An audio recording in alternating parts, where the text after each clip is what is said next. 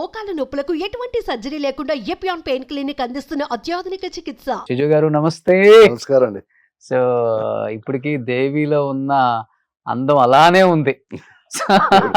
1999 అంటే almost release అయ్యి ఇప్పటికి 25 years అయిపోయింది. సో అప్పుడు సిజు గారు ఇప్పుడు సిజు గారు అలానే ఉన్నారు. ఎలా మెయింటైన్ చేస్తున్నారు? ఏం లేదు, టెన్షన్ లేకుండా లైఫ్ బతుకుతున్నా అంతే. No regrets in life. లావ్ అయిన వాళ్ళందరూ ముసలోళ్ళు అయిన వాళ్ళందరూ టెన్షన్స్ తో ఉన్నారా సినిమా వాళ్ళు? మనకు అదే కదా మెయిన్ ముఖ్యం. మనం టెన్షన్ తో ఉంటేనే మన ఏజ్ పెంచుతుంది, మనకు హడావుడి ఎక్కువ అయిపోతుంది. ఏం చేయాలో ఏదో అవుతుంది, లైఫ్ లే అవుతుంది. ఓకే, నాకు అలాంటి ఏమీ లేదు. లైఫ్ ఏది వస్తుందో అదే లైఫ్. సో గుడ్ వస్తే గుడ్, బ్యాడ్ వస్తే బ్యాడ్. మనం ఫేస్ చేయాలి. ఏదైనా కూడా మనకు కావాల్సిన ఏది రాలేదు కదా, మంచిది చెడ్డది ఏదైనా కూడా మనకు వస్తుంది.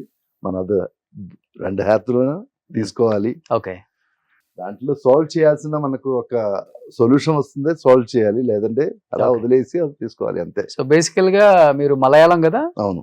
తెలుగు చాలా ఫ్లూయెంట్ గా మాట్లాడుతున్నారు. ఇప్పుడు ఆల్మోస్ట్ 90 పిచెస్ పైన అయింది కదా తెలుగులో. సో ఇక్కడ ఉన్నట్టు నేను తెలుగులోనే మాట్లాడుతున్నాను. నాకు భాష నాకు కొంచెం ఇష్టం యాక్చువల్లీ.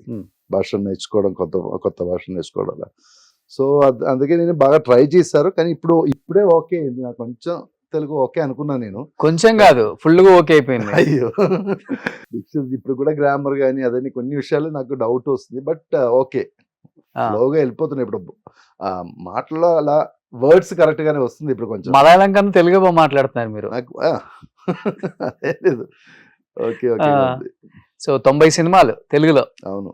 1919 నుంచి 99 నుంచి ఇప్పుడు 2020 బాగా చేశారు. అంతే, నువ్వు నాకు నచ్చావు, గౌతమ్ యశస్వి, లంక, సింహరాశి, మనసంతా నువ్వే. ఆల్మోస్ట్ నా కెరీర్ చూస్తే, తెలుగు పిక్చర్ చూస్తే నాకు ఆల్మోస్ట్ 60-70% పిక్చర్స్ 100 వేసి ఉంటుంది.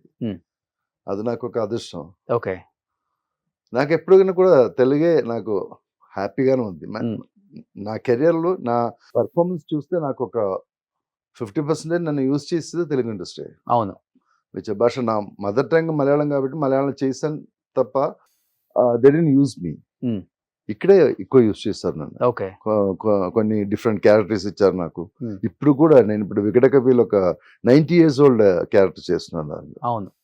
సో అలాంటి క్యారెక్టర్ నాకు ఇక్కడే వస్తుంది. ఆర్టిస్ట్ కి మన భాష వాళ్ళు, మన వాళ్ళు ఎప్పుడు గుర్తించరు.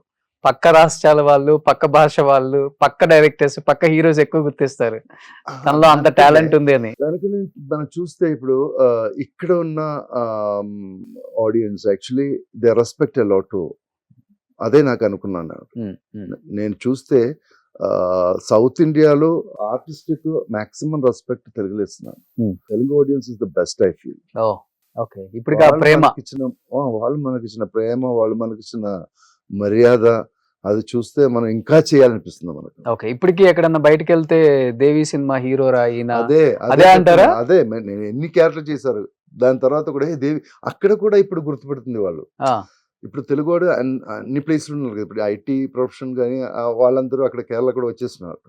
సో అక్కడ మనం ఎక్కడైనా సూపర్ మార్కెట్కి వెళ్తే, సార్ నేను మలయాళీ ఆడియన్స్ అనుకుని వాళ్ళ దగ్గరికి వెళ్తే, సార్ మీరు దేవిలు చేశాను.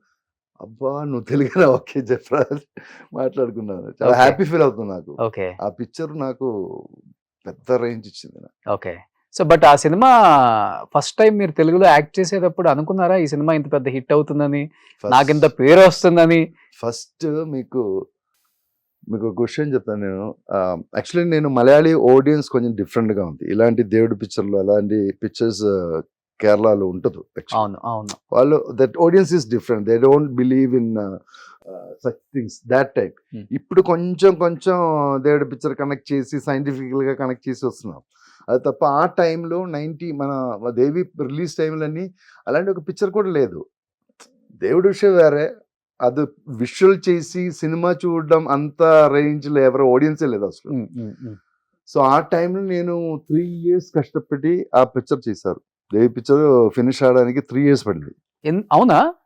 గ్రాఫిక్స్ అదంతా ఓకే, చాలా కష్టపడి చేశారు. మన ఆ టైంలో గ్రాఫిక్స్ అంటే చాలా కష్టం. ఒక్క షాట్ తీయడానికి హాఫ్ డే 1 day పడుతుంది ఒక్క షాట్ తీయడానికి. సో అంత కష్టపడి చేశారు ఆ పిక్చర్. సో ఆ పిక్చర్ 3 years షూట్ చేసిన తర్వాత నేను ఏవిఎంకి వెళ్ళి ప్రివ్యూ చూసా.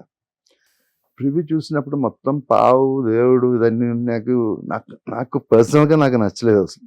నచ్చలేదంటే నాకు నా కాన్షియస్కు అది యాక్సెప్ట్ చేయలేదు.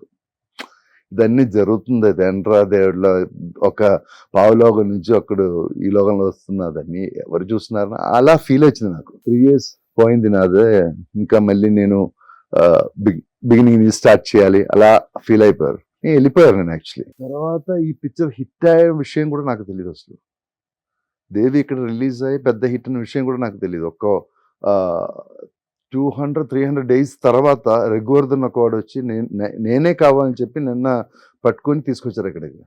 అప్పుడు దాకా నాకు తెలియదు దేవి హిట్ అయిన విషయం. సో దాని తర్వాత నేను ఇండస్ట్రీకి వచ్చాను. Okay. So I didn't enjoy that hit span.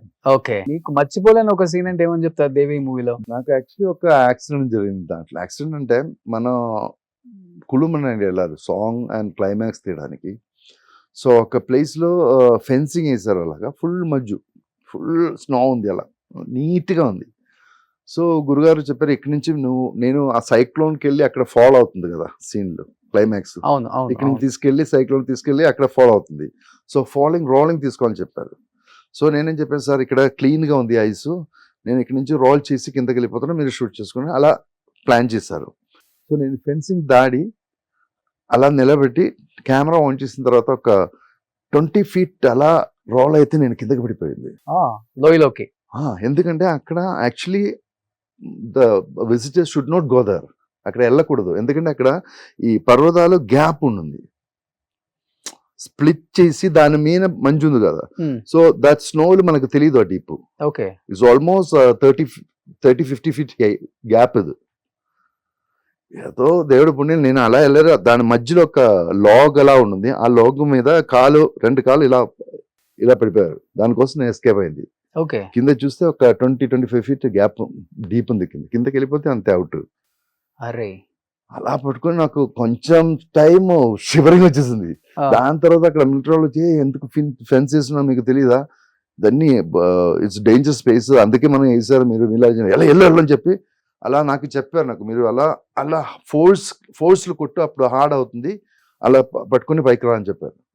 అలా చేసి పైకి వచ్చి ఓకే హ్యాపీ సూపర్. అసలుకి సో అంత రిస్క్ చేశారు కాబట్టి ఆ సినిమా కూడా అంత సూపర్ డూపర్ హిట్ అయింది. చాలా సీన్లు రిస్క్ ఉంది దాంట్లో. పావు ఒకటి చనిపోయారు దాంట్లో, ఒక పావు తీసుకొచ్చిన వాడు పావు బైక్ లో బైక్ చేసి.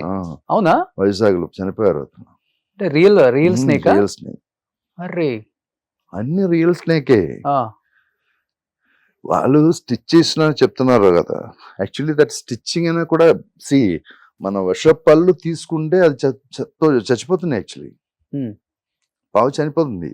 సో వాళ్ళు ఏం చేసినాక వాళ్ళు ఆ విషాలు తీస్తున్నావు, బైట్ చేసి ఆ విషాలు తీసి ఇంకా అది ఫామ్ అవడానికి టైం ఉంది కదా.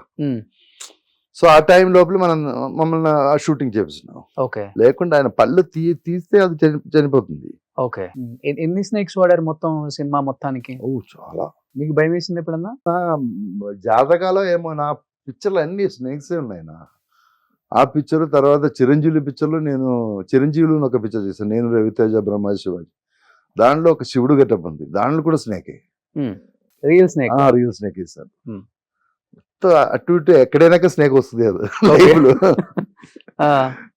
సో భయం అంటే అంత భయం లేదు, but still we have another feel. Touch చేస్తే మనకు వేరే ఒక ఫీలింగ్ వస్తుంది కదా, అది పట్టుకుంటే అది బ్రీతింగ్ ఉంది కదా, బ్రీతింగ్ మనకు ఇంకొక రకంగా ఉంది. అవును. సుమన్ టీవీలో మీ పర్సనల్ అండ్ బిజినెస్ ప్రమోషన్స్ కోసం కింది నెంబర్కి కాంటాక్ట్ చేయండి.